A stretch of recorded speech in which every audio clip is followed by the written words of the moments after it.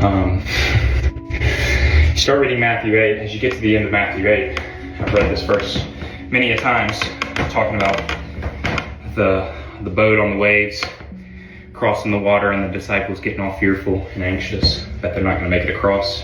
And they wake Jesus up to calm the storm. Well, what I didn't realize at the beginning of that verse is right before they get on the water, Jesus gives them a promise. And the promise is that we're going to make it to the other side.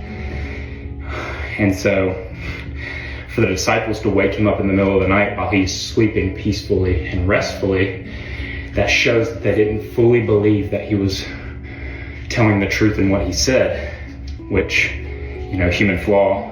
We all have trust issues. We all have these anxious thoughts, these fearful thoughts, these thoughts that the enemy tries to slip into our head to keep us from the plan that God has for us. Because sometimes God takes us through some good and some bad to really shape who we are and to really shape our character. But the great thing about God too is that he's not going to test us beyond what we're capable of being tested.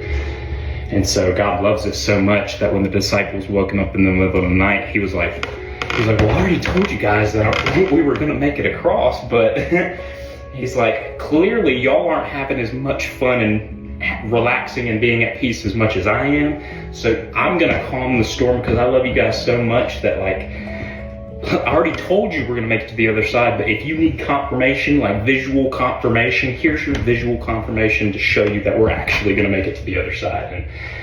And you really just look at that story and you're like, wow.